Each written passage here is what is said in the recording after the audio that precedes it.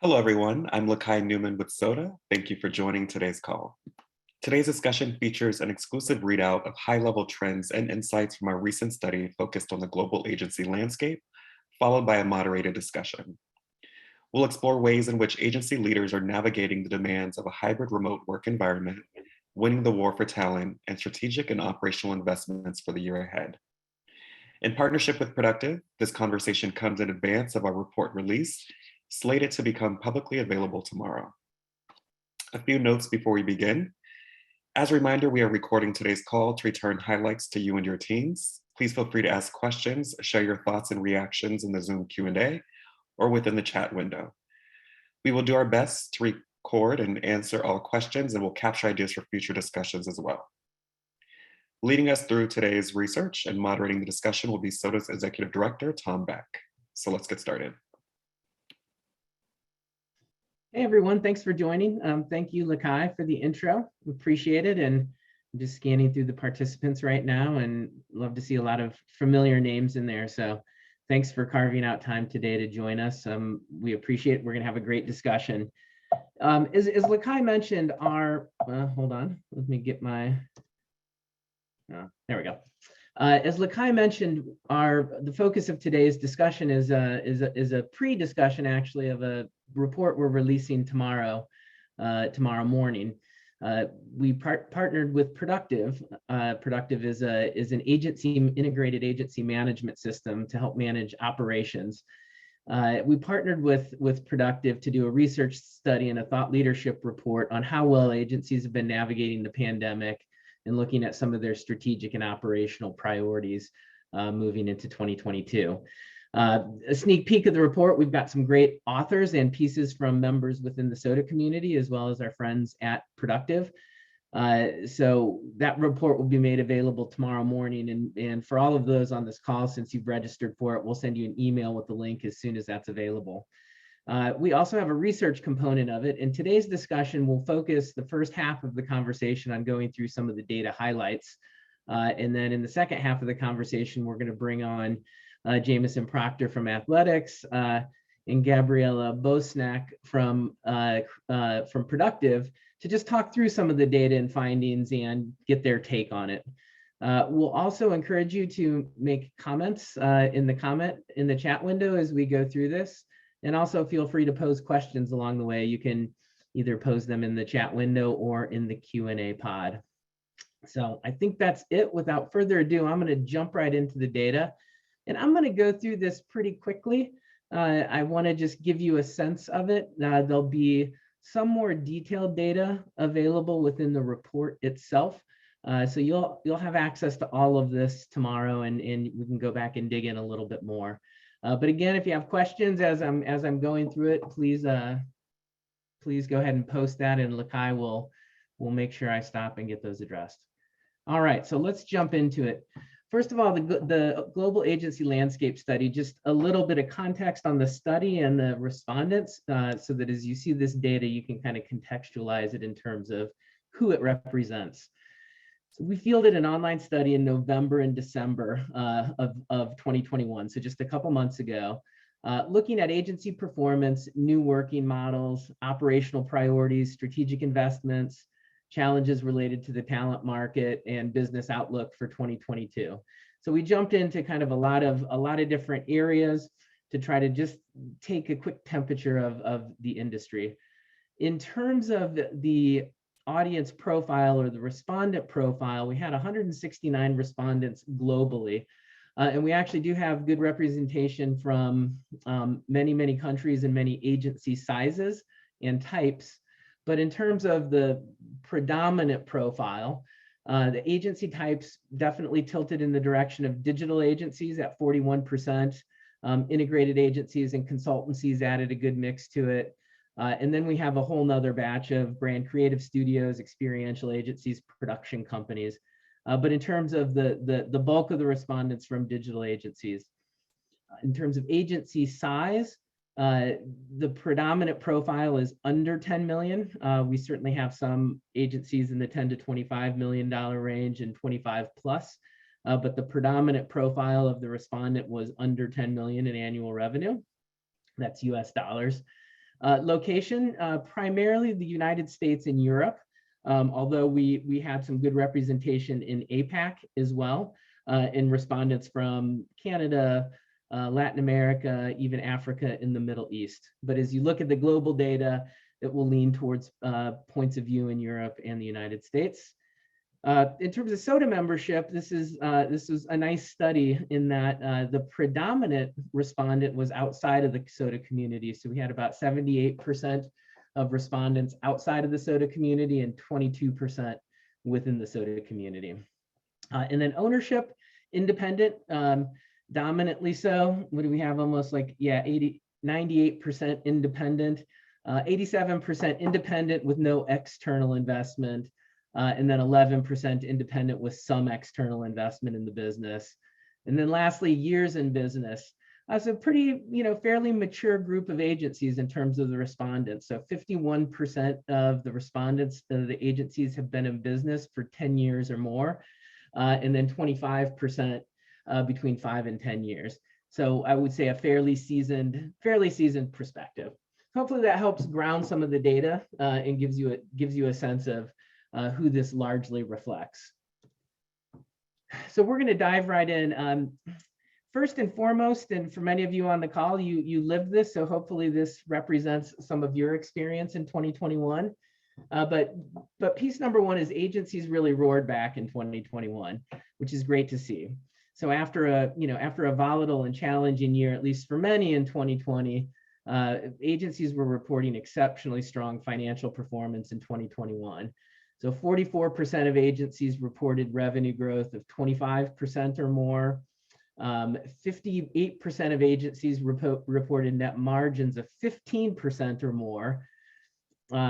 Almost 50% said their margins were improving or improved in 2021.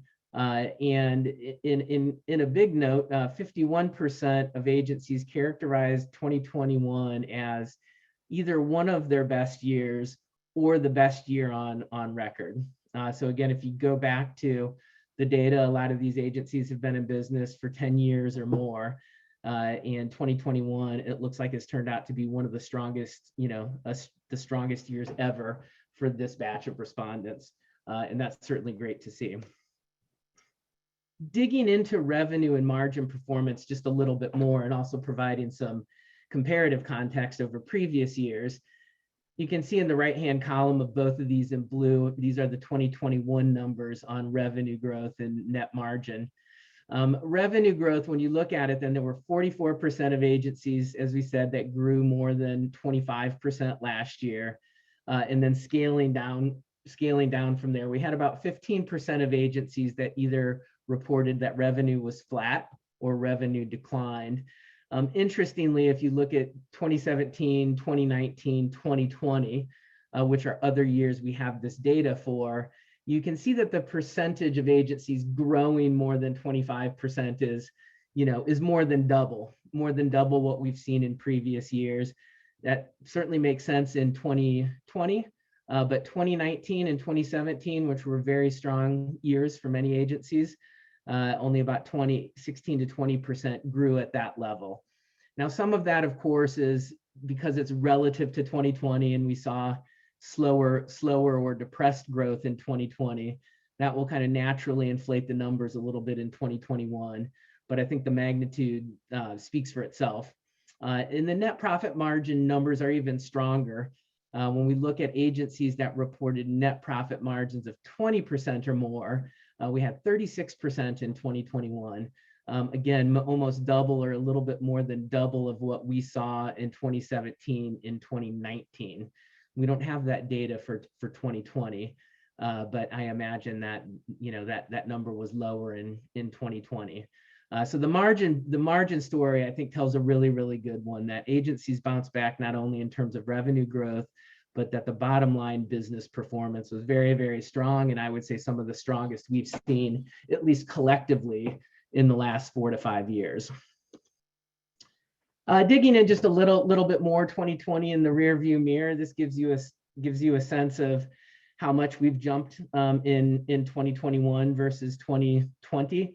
In 2020, only 67% of agencies reported profitability. 33% were at break even or a loss.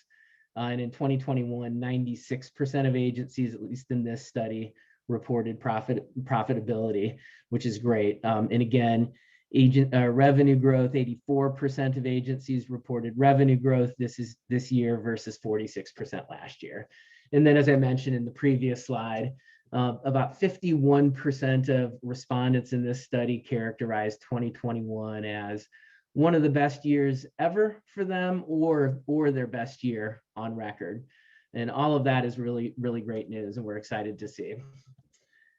I'd be curious too, along the way, if you have comments about anything you're seeing, if it reflects your point of view or what you experienced in 2020 and 2021, please go ahead and add your comments into the chat. Would love to see that. Another piece we looked at are kind of primary project models and contract models for the agency world. How are they working with clients? In 2021, or for 2021, we asked a question around which contract models comprised or contributed 30% or more of annual revenue. So this isn't maybe all of the contract models that a particular agency would use. They could only select the models that contributed 30% or more to net revenue. And you can see here in the top chart, we're still predominantly a project fixed fee business, at least for the majority of agencies. So 72% said project fixed fee is 30% or more of their annual revenue. Retainer, 44% of agencies said the same thing, and then 30% of agencies said time and materials or some kind of day rate or duration-based pricing contributed 30% or more of annual revenue. So we still heavily lean in the project fixed fee direction.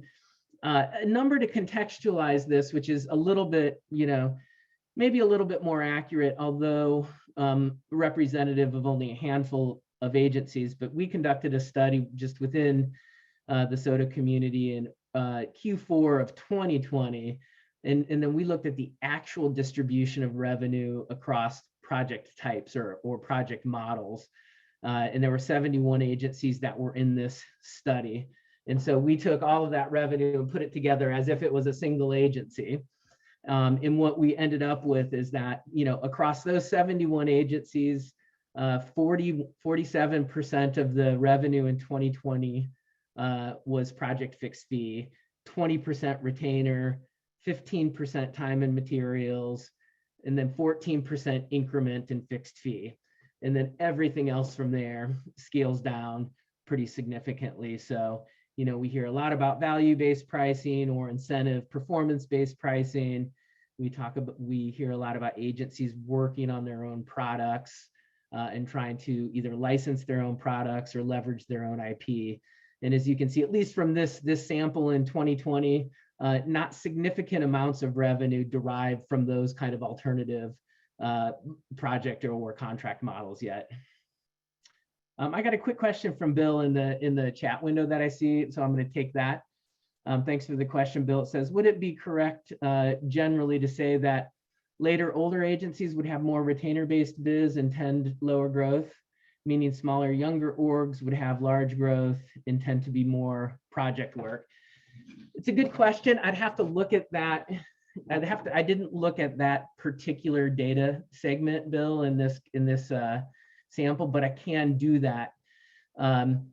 But yes, I think that yes, larger agencies would generally not be seeing 50% plus growth per year. So that's certainly true and something we see in a recurring fashion. And what's interesting though is that agencies that have been around for a long time doesn't necessarily mean that they're larger. So we have plenty of agencies in this sample, and I think as many of you will see that have been in business for 15 years, even 20 years, and they still might be a $5 million agency. And that's for reasons of some agencies are growth oriented, some aren't, some want to stay small and focused. So we haven't necessarily seen any correlation between years in business and the size of the business. But yes, absolutely, we pretty consistently see a see a correlation that smaller agencies tend to grow at a faster rate. And I think part of that is just based on the math of it all. Hopefully that answered your question, Bill. Switching gears a little bit, so remote work. We all know this, of course, everyone has kind of shifted to some version of remote or hybrid remote. If you're interested, this will kind of shows the shakeout, at least among this group. So agencies that are fully or primarily remote right now, we've got about 23% globally. Interestingly, the split between US and Europe is a little more dramatic here, with 37% of the agencies in this, at least in this study, reporting that they were fully or primarily remote, and only 14% of the agencies in Europe. Then the next big batch is hybrid remote, which I'm calling flexible, which is essentially a hybrid remote model that does not mandate any fixed days in the office. So it's flexible, it's up to the employees or some other mechanism to sort of come into the office when they're needed. There's then hybrid remote mandatory, which you can see about a quarter of agencies have moved to, and that's typically a fixed number of days in the office, maybe 1 or 2 days a week that they're asking employees to be in the office. Sometimes some agencies are asking that all be on the same day, be in the office Tuesday, Wednesdays, and Thursdays, or they're running it, so that the employee knows that they need to be in the office at least 2 or 3 days a week, kind of based on their choosing. And then not surprisingly, there's kind of less than 10 that are fully or primarily in office right now, and I would say and expect to be in 2022. So we'll be interested to kind of monitor this going forward and see if and how these numbers change. But that gives you a good flavor of kind of the types of hybrid remote that are in place right now. Interesting. So we asked a question around some key aspects of operations and whether the respondent felt like their performance in this area had improved, whether there was no change, or whether it had worsened or weakened since the beginning of the pandemic, and and moving to a remote or hybrid remote work environment. On one hand, you can look at this and look at the no change column and say, okay, in a lot of the categories, the majority of agency respondents said, look, there's no change. It hasn't had an impact on how we perform in these areas. That's promising. But you can see a healthy percentage of people on either side of the equation that have either seen some improvements or they're actually starting to see a hit to performance. And I think those are worth paying attention to. Interestingly, so 37% of agencies reported that productivity and efficiency had improved since the beginning of the pandemic. So they're finding that, remote work, hybrid remote work, and the way that they're running things is actually improving productivity and efficiency.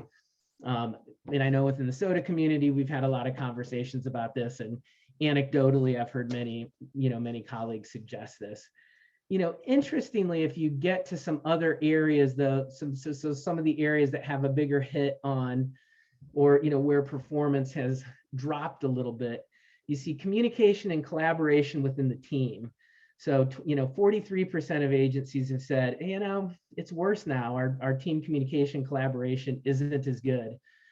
Interestingly, communication and collaboration with the client, which you can see a few lines above, has not taken as big of a hit. Creativity and innovation is another one. 31% have said that they're struggling with creativity and innovation. And then company culture. So 36% have said company culture, agency culture is actually taken a little bit of a hit since the beginning of the pandemic. So I think, again, these are good things to watch and good things to note kind of within your agencies relative to the rest of the agency community. That again, lots of aspects of the business have continued to operate pretty well, but we're starting to see some signs and starting to see some things peel apart of like where the biggest stress and strain is and where the bigger impact to the agency business, we'll say over a couple of years may be. And Renee just points out in the chat that, the EU countries, some of the countries have laws that make fully remote work actually difficult. And so that could describe why there is that kind of discrepancy between US and European agencies. So yeah, interestingly, if maybe if European agencies had more choice in that matter, we would see that number of fully and primarily remote even a little higher than we see it today. Okay, so we see it a little bit in this last data, but agency culture, at least at a I'd say a healthy percentage of agencies, is under pressure.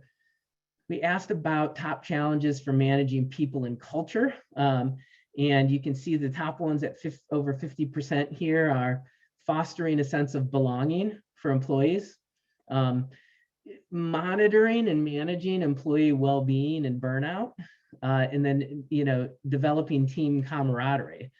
And then all of these other areas have decent percentages of agencies that have cited those as a real challenge. But again, the majority saying team camaraderie, employee burnout, well-being, and fostering a sense of belonging. And look, it certainly makes sense that can be more challenging in a remote environment. We've also had, a lot of growth in the last year based on the previous slides. And so as many of you, I'm sure, have experienced, you're bringing employees on board in a completely remote or virtual environment. They may not have ever met the team in person. And so some of that kind of cohesion that we had when we worked together or worked together for many years is being challenged in what we're asked to do today. And then, as I mentioned on the other slide, again, 43% of agencies are saying team communication and collaboration is worse than before the pandemic. 36% said that their company culture is suffering, and 31% said that creativity and innovation within the agency is actually down since the beginning of the pandemic. So, agency culture is definitely under pressure here. And this is one of the key ingredients that tends to separate great agencies from good agencies, and something that we have to continue to watch and manage really, really closely. We may have made it through the first year or year and a half of the pandemic relatively intact, but I think we need to treat these issues with a certain sense of urgency, because over time they can degrade our performance and degrade the kind of special thing that we've built within each of our own agency cultures. Talent market is impacting growth. So the talent market's not only tight, which I'm sure many of you experienced, but the talent market is even seen to be impacting growth. We asked a very direct question to the members of the survey, and we said, let us know if this statement is, if you agree with it or disagree with it. And the statement was, the challenge of finding and or keeping talent has negatively impacted our growth this year. That's for 2021. So 50% of the agency respondents within this study said that the challenge of finding and or keeping talent, not that it was just a challenge, but that it negatively impacted their growth this year. That's kind of astonishing. We know that the talent market is always challenging, but to then have a direct impact on just our ability to grow is significant. So we asked about actions taken in 2021 to try to navigate the talent market. Some of the top tactics: using more freelance and contractors, 54%. 50% of agencies said they'd increased salaries. And I suspect that if we ask that question again in another month, it will be closer to 75% of agencies. Most of the agencies I know have either done this already or are in a very detailed review of compensation and incentive strategies. 33% upskilled and trained staff to fill gaps that they couldn't fill in the market.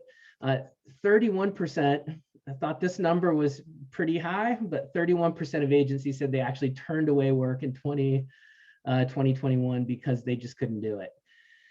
So talent is not only going to be not only continuing to be a challenge just in terms of how we plan and forecast for our business, but with increased salaries and incentive schemes, it's going to place new kind of cost pressure. Last thing in this area, I'm interested to see views on kind of this global talent market, or if not global, we'll just call it this notion of being able to hire people who potentially can work from anywhere.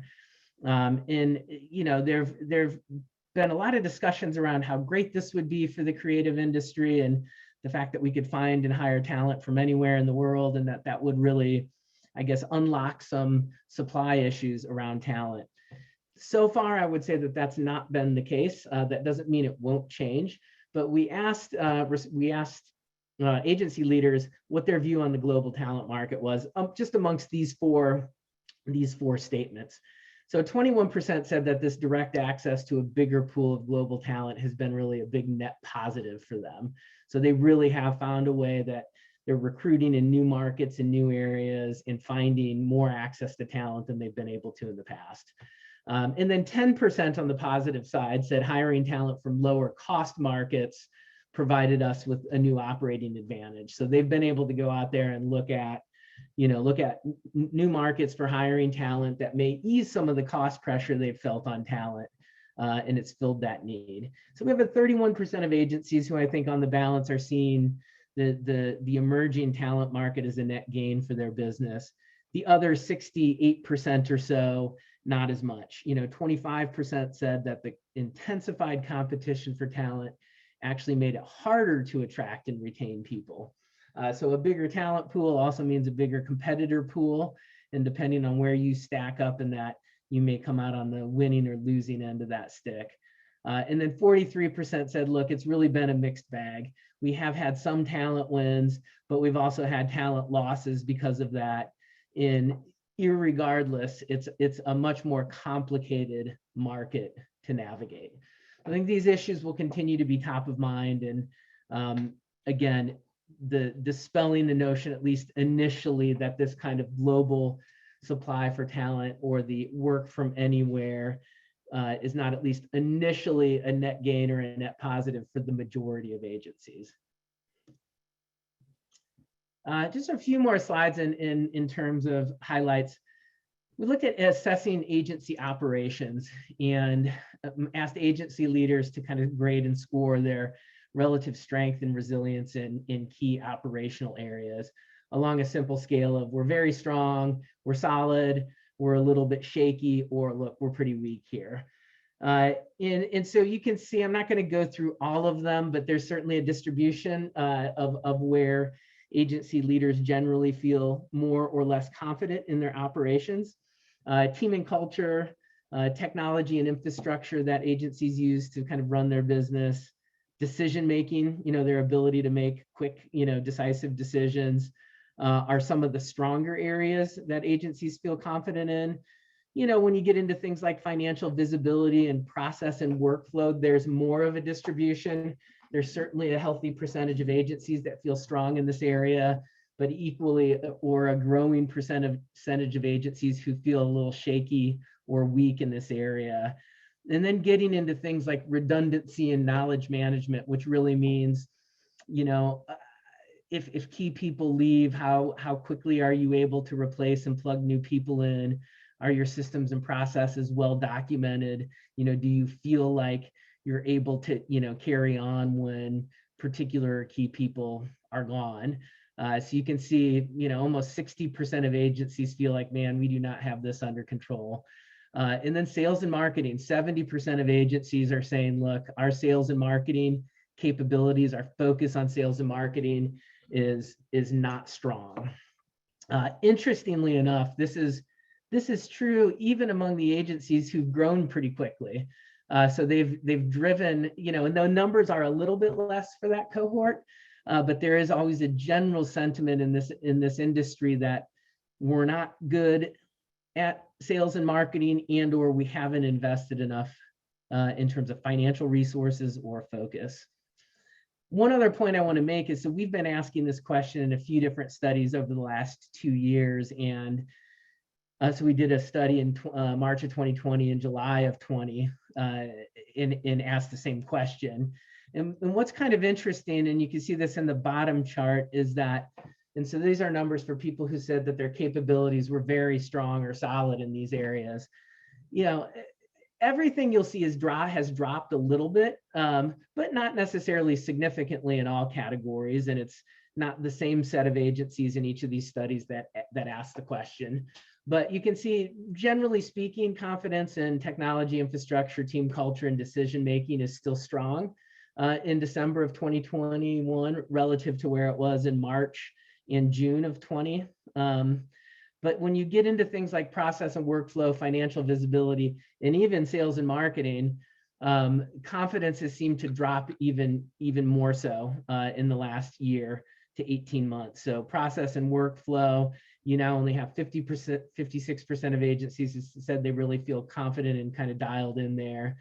64% said financial visibility, which is again still a high number, but that means that 36% of agencies say, look, we're weak, shaky, and looking at financial visibility. And then in sales and marketing, that number has dropped actually in December of 2021 relative to where we were at even in the midst of the pandemic. So I think clear areas where, in each agency on this call, obviously you would answer these questions differently and you could map yourself on this chart. But it looks like there's at least some consistent patterns around where agencies feel they're stronger and where they feel like they're more exposed or vulnerable. Yeah, and Dan points out that's interesting, that culture is an area where agencies feel strong, but they're also under pressure. And I agree. What I would say, Dan, is my feeling or interpretation of that is that I think that most agencies feel confident that they can ultimately solve this, so that they've seen stress, but they also know it's something that they do well. And I'm sure that many of you on this call can relate to that, but a lot of agencies have been founded around great company cultures and great and talented people. And so while they might recognize and acknowledge the strain that they're under now or the different circumstances they're under now, I think that many might feel that that's a little bit more in their sweet spot and wheelhouse, and that they're confident that they can still solve it. And they're confident that there's a core there that's still a very cohesive and strong culture. That would be my suspicion. So metrics and forecasting, I want to cover this a couple more slides. So we asked agencies just around operational maturity. We had a series of questions around operational maturity, some metrics that they tracked, their ability to forecast revenue, how they allocate, or time boxing for allocation of resources. And a broad story emerges here that I think that there's the majority of agencies have a lot of room to grow on the operational maturity side. So the first chart in the upper left corner, we had agencies just rank their capabilities and actually the tools and resources they use to run their agency. So essentially, do you have an integrated platform where you're enabled in real time or very, very quickly to look at the health of the business and dive into a number of key operating metrics? You can see about 31% of agencies says, yeah, we have these kinds of systems in place that allow us to do that, which is great. When you look at accurately forecasting revenue or allocating team resources, you'll see that so the majority of agencies, or close to 50% of agencies, can accurately forecast revenue up to 3 months. And we put in the general guidance of revenue, forecasting monthly revenue within about a 15% variance. So about almost 50% said, hey, we can do that, but only up to 3 months. We had another 30% at 3 to 6 months, and then it obviously dwindles the farther you get out there. I think this is a reality of the business. It's often due to uncertainty around the sales pipeline and or timing of projects. But I would say that this is definitely an area where agencies can continue to improve, to have fairly clear visibility on a more than a quarterly basis, especially in we're generally smaller businesses. Some of this comes down to just better tools and systems for being able to forecast where this revenue is going to be and when we're going to hit it.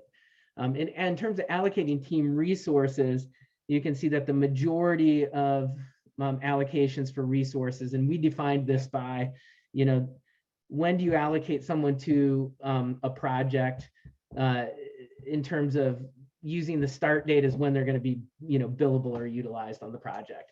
So most of the resource allocations happen within a month or less than a month, which is not that far in advance. Some of that can be based on the project models that you're using. But again, in terms of just looking at visibility into team resources, where they're going to be and what they're going to be on, we don't have a great degree of visibility there. And last thing, we asked some questions around metrics that agency leaders tracked on a regular basis to assess agency health outside of the obvious ones like revenue, margin, sales, et cetera, pipeline, et cetera. Because we wanted to dig into, outside the obvious ones, what are agencies really looking at? And interestingly, you know, few agencies are using any kind of metrics, I would suggest, that are forward looking in terms of how things might work going forward, and or using metrics that provide a more granular view on performance. And so by that I mean, say, project gross margin. So only 33% of agencies are really using project gross margin in any kind of regular way, suggesting that these 70, or 67% of agencies don't necessarily really know which projects are profitable and which ones aren't.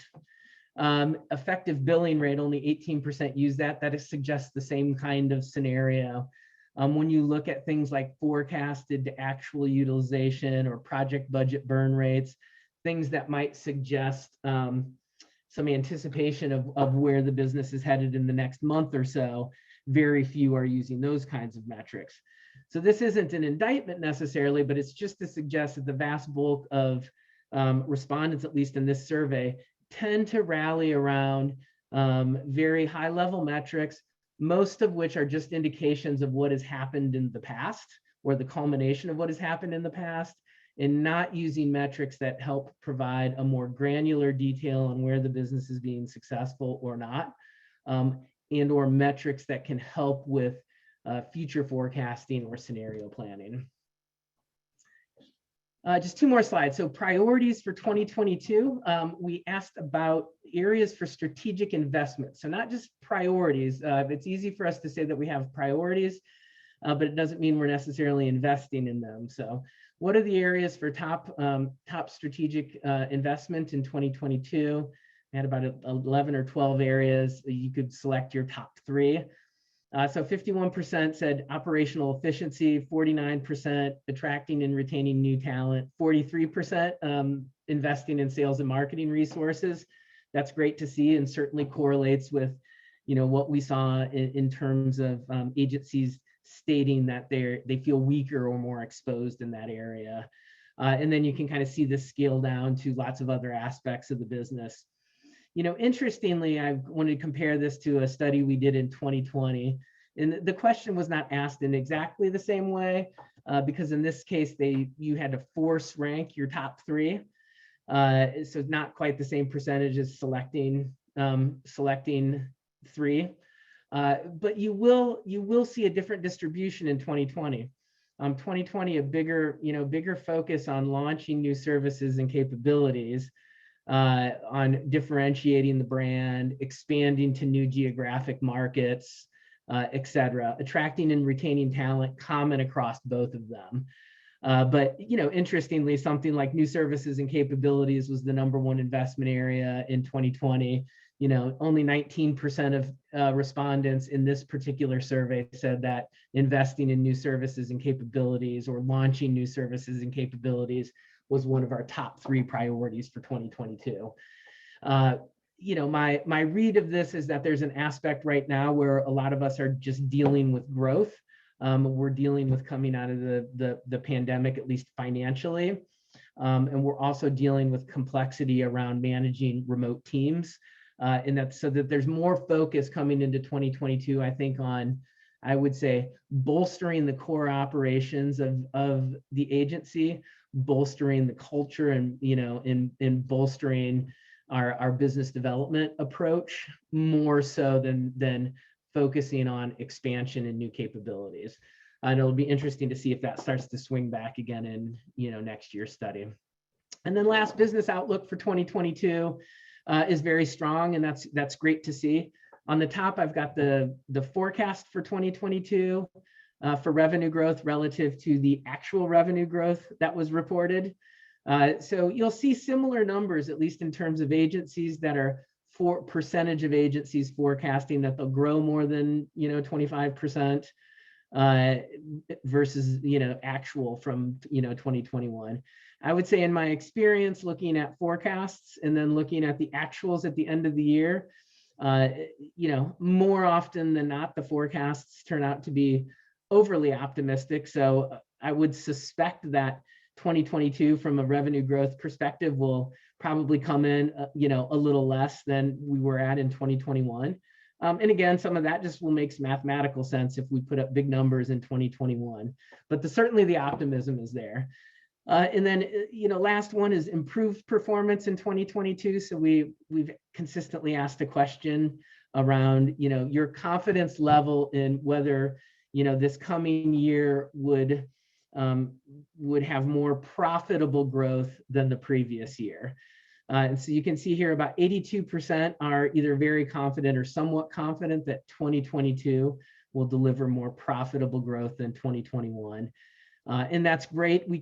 I would say we've asked that kind of question for more than 5 years now, and a fairly consistent annual confidence level is around 80%. Now that number in 2020 dropped to about 36 to 40%, not surprisingly. Yeah, Tamara is right. Overly optimistic digital agencies. I like to think of it as, just optimistic and maybe confident, but it's good to see that general confidence levels, I think, are back to where we were pre-pandemic. And that certainly bodes well heading into the new year. I'm going to skip on the thoughts because I've gone a little bit long here, and we're going to go a few more minutes. But this stuff will be in the final report, and there's going to be a number of other data slides and charts in the report. So we'll look forward to hearing comments or questions from you guys once you get a chance to dig into that a little more. So I want to bring Gabriella Bosnack and Jameson Proctor on the line. We're going to just have a little discussion around some of this data. And for those of you on the call, feel free to again, post in the chat window or the Q&A window if you have questions for me or Gabriella or Jameson. So Gabriella is a senior business development lead at Productive. She's calling in from Zagreb, Croatia. And Jameson Proctor is a partner, and he's the executive director of the digital practice at Athletics in Brooklyn. Gabby and Jameson, thanks for joining. Appreciate it. Yeah, thanks for having me, Tom. Gabby, I wanted to start with you just in terms of the pieces on financial performance. And, we've talked before about that kind of holy grail of 20% net margins. And how did you read the performance data from 2021? And any thoughts from your perspective on how that looked and how that shook out? Yeah, well, thanks for the question, Tom. This was definitely one of the best years ever for a lot of the agencies. So more than half of agencies reported this was one of the best years for them. And speaking with a lot of agencies, I talked to around 500 agencies per year around the world. They're all optimistic about this year, but what I think that the pandemic has taught us all is that we cannot change the world. When something happens like a pandemic or inflation or global warming, there's not much you can do about it, but you can change your own agency and make sure that you're really resilient. What we've seen in the industry is that the agencies are resilient. So we've managed to get through this and actually, have even better results than before.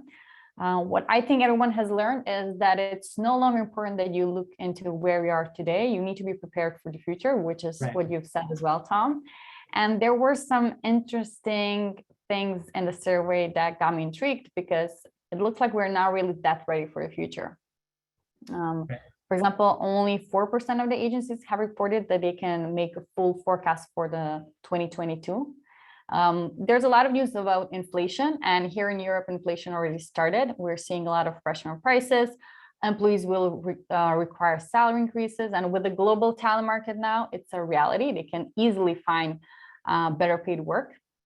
And I think that we need to be ready for what's coming. And what you can do is, of course, you cannot push clients to define the deadlines, but you can try with the information that you have and the softwares that you use to try and predict the year that's coming. Only 4% of the agencies can do that now, and that's a red alarm here. Yeah, for sure. We'll get into some of the metrics in just another, I know we want to talk about that a little bit more, so we'll get into that in the next question. But Jameson, I'm curious from your perspective, just from a general perspective, what you're seeing and experiencing at athletics, especially with all the shifts in remote work, or how you've had to shift processes to ensure long-term success at your agency. What are kind of just some of the maybe the top takeaways? And we'll dive into like talent and maybe specifically into the remote working model and in a separate question. But what are some of the broad thoughts and takeaways on how you see this data and how reflective it is of maybe what you're seeing in the market right now? I mean, it's, from our perspective, and I think conversations with peers, our experience and what we're hearing, there's a lot of parity with what you've shown in this data. I mean, I think for us, culture and that idea of maintaining our culture has become more central of a focus than ever before. We certainly feel the what I call the upward pressure in the talent market, and that's obviously compounded by the ability to retain the team.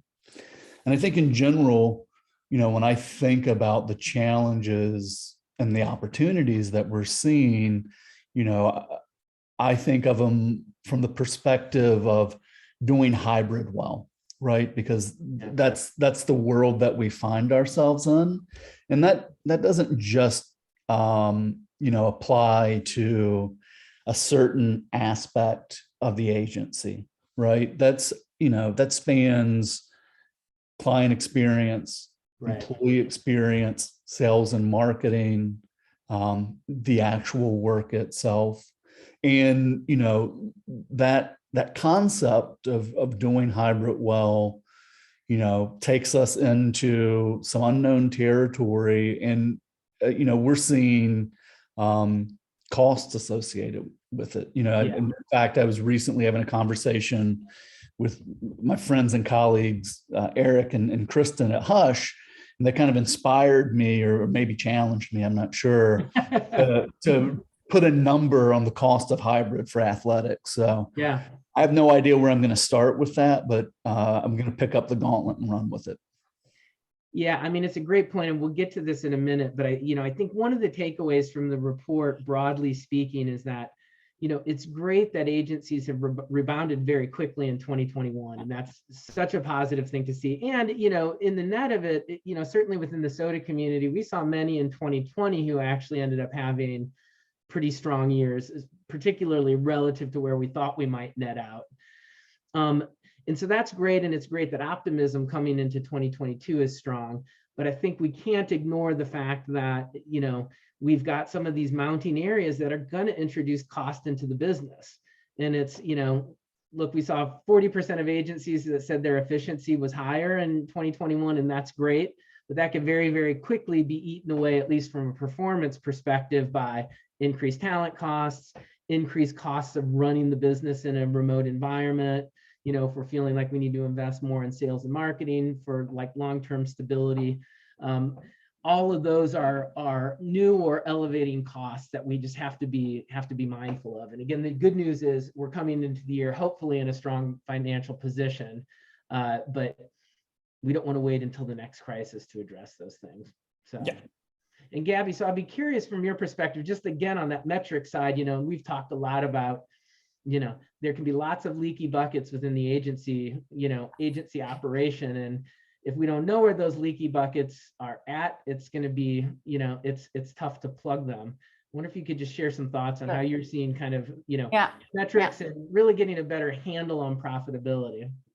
Absolutely. So, the key aspect of Productive as a product is that it helps you track profitability in real time. So every day I'm having conversations with agencies on, do you know what your profit is?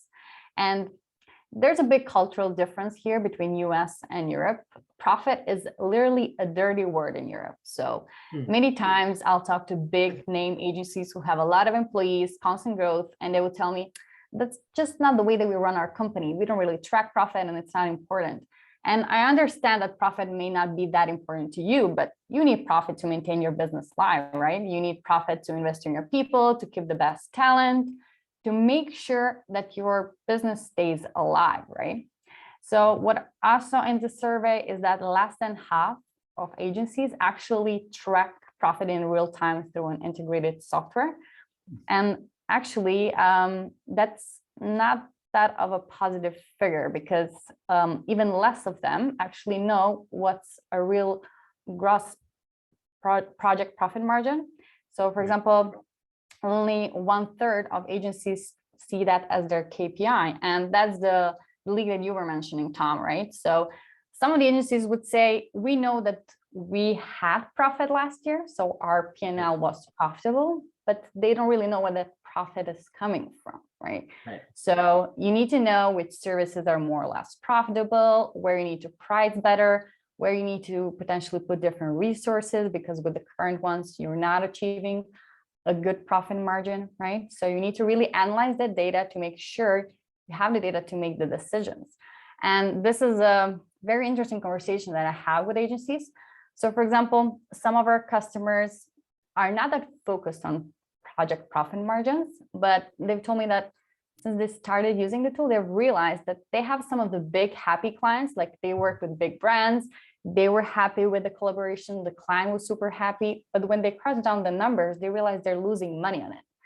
And that was not a happy situation to be in, but they were bold. They looked at the numbers, they had a conversation with the client saying, look, we cannot maintain this relationship because we're literally losing money with you. So we're going to increase the prices if you want to keep our senior designers on the team, right? And the client was happy to pay more to get the talent that he needed. But I also see a lot of the agencies in this trap of blended rate, which sometimes can be good for you, but sometimes can be pretty bad as well. Yeah. So I would definitely start with that KPI. I think that's the key.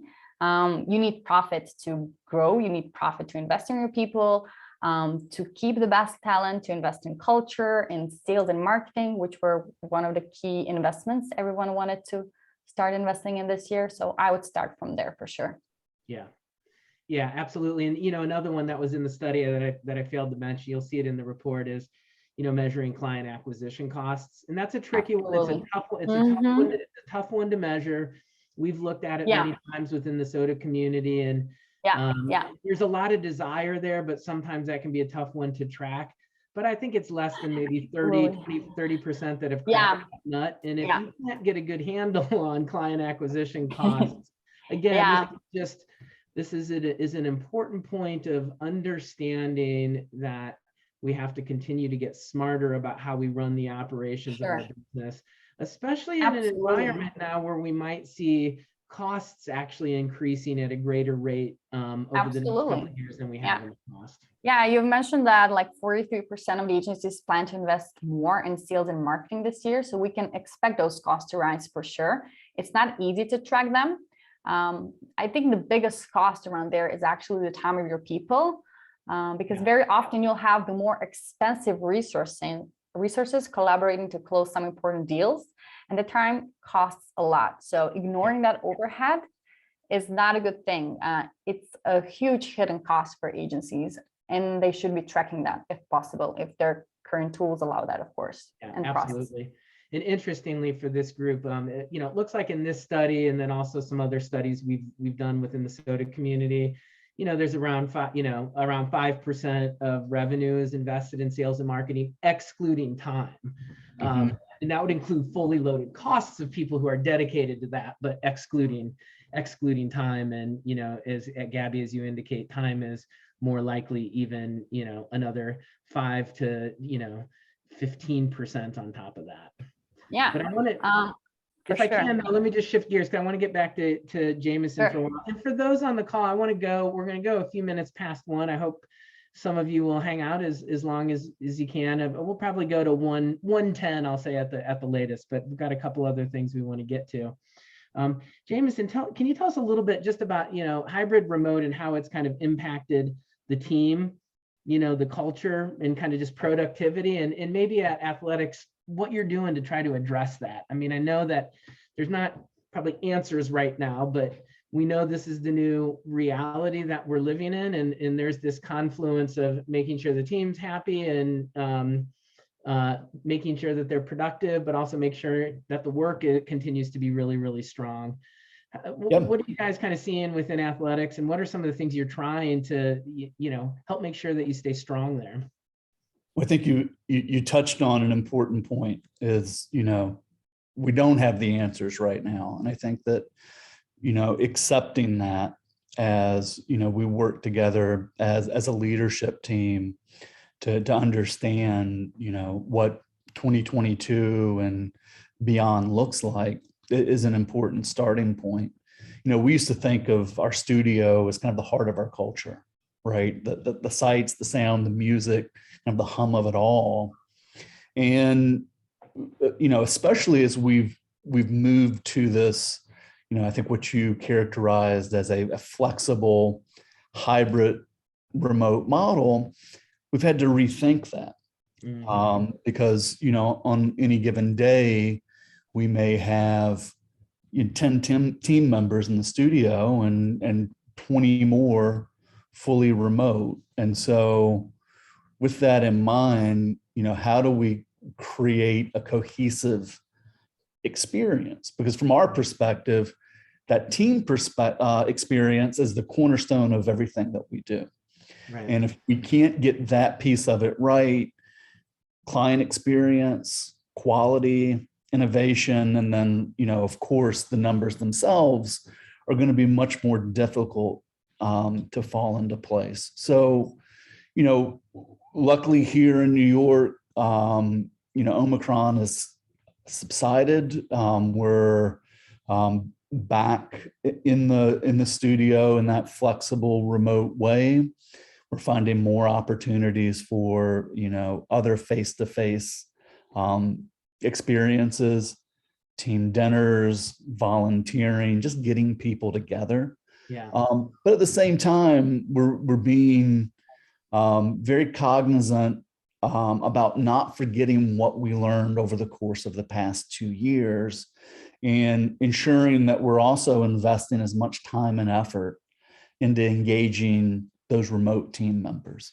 Yeah. And that kind of goes back to this idea that I touched on earlier, just around the cost of operating a hybrid agency. And then, Gabriella, to your point, if you're not on top of your numbers, if you don't understand, what engagements are performing and which are loss leaders, it's more difficult to invest the time needed into creating that great hybrid experience. Right. And that goes across, again, so many things: upskilling the team, looking at the talent market from a different perspective and saying, hey, what are the skills that we need people to possess to be truly successful in this environment? How do they differ from what we were looking for 2 years ago? Right. And that's kind of a grab bag. The one other thing that I would say is that, going deeper than culture itself, the idea of well-being has become more important than ever. And we've been investing in management training right now, really focused on identifying and mitigating burnout. But we really want to make sure that our management team is equipped to support the general staff, because you can't have a great culture if your employee experience, your team experience is at risk. And so that's something that we're starting to do, and I'm happy to say that I think it's something that we'll be committed to moving forward in a greater manner than we were prior to the pandemic. Yeah, that's great. That's great. Why don't I switch this back to Gabby on just that question of burnout and employee well-being, and it's and many of us on the call suffer from it ourselves in terms of just managing energy levels, making sure we're productive, making sure we're present. all of that. But, even just in terms of looking at some of the data and some of the other mechanisms we have available to us as agency leaders, any thoughts or perspective you can share on just that issue of Sure. employee burnout, So employee burnout was a huge problem last year. Over half of agencies have reported they've struggled with it. And there's a variety of reasons why that's happening. Global pandemic is probably one of them, well-being, mental health issues, etc. And you cannot really change the world again, but you can change your own agency. I see resource planning, resource forecasting as one of the things that you can do to prevent employee burnout, because if you plan resources in advance, you can manage the workload in a better way. So people have always the right amount of work, not too much, not too little. That's better for you and better for your employees as well. And what we've seen in the report is that only 8% of agencies plan the resources 3 months in advance, which gives them enough time to hire new people, to optimize the workload. That not only ties to employee well-being and their burnout, it also ties to retaining the best people, right? Because if they are comfortable with the level of work they need to do, then they will stay with you and the culture is going to be better. You won't have frustrated people in your team. And it also ties to recruitment, right? So a lot of agencies have reported that they had to refuse work because they didn't have enough talent to deliver those projects. But if you really plan 3 months in advance, that gives you enough time to really hire the best people that you want. You're not in a rush, so you can take the luxury of time to select the best people for you, your cultural fit, the skills you want to add to your team. So I see this as also starting point, something that agencies can definitely change this year, and they can have so much benefits from that. Yeah, I mean, I think that it's such an important point, and one we just overlook. Jameson, you hinted at it too. It's like, but sometimes we think of like agency operations, and then culture and things like employee well-being is like something incredibly separate. Like agency operations is like pipeline management and utilization and project profitability and all of that. And employee culture is, it's something else. It's how we treat them, it's benefits, etc. And the reality is that the smoother we can run our business and the smarter that we can be about what's coming, the better we can actually treat our people. And I think that's something that I just would urge everyone on the call to kind of take a closer look at. It is, what role does, operational, rigor or operational efficiency or a general smoothness in your operations actually contribute to a better employee working environment. And I think maybe I'll just kick it back to you, Jameson, just for this last comment, and then I'll kind of close things down. But anything else on that particular topic, or just even the talent piece, in general, that's really kind of top of mind for you right now as an agency leader?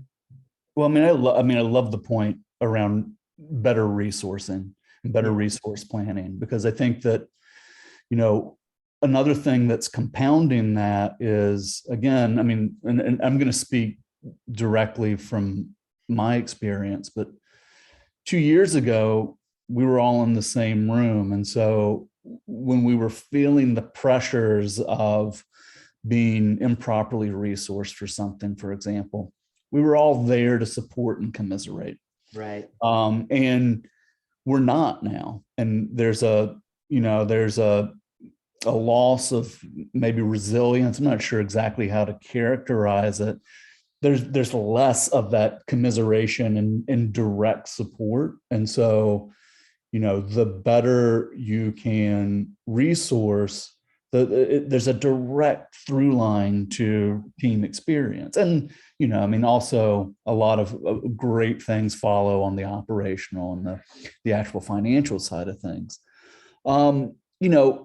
I would just say that, and this is something I think that came up in the study and it has been touched on a couple of times.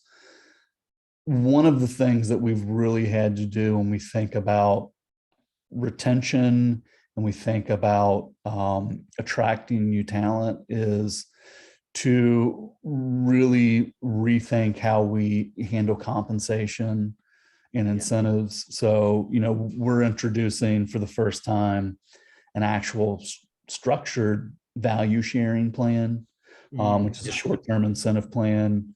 because we want to maintain a sustainable level of salaries, but we want to ensure that when the agency has a good year, Right. we can share in the value that the team is creating in a tangible financial manner. Because, otherwise, if we just keep growing our salaries 20% year over year, it's eventually completely unsustainable. So Right. that's been a big change for us. And I think for an agency our size, again, 2 years ago, not something that we necessarily would have considered. And now it's become an important part of, our plan for this year. Yeah. Yeah, absolutely. And it'll be interesting. So for those of you on the call in the SoDA community, we're wrapping up a salary and kind of comp and incentive benchmarking study.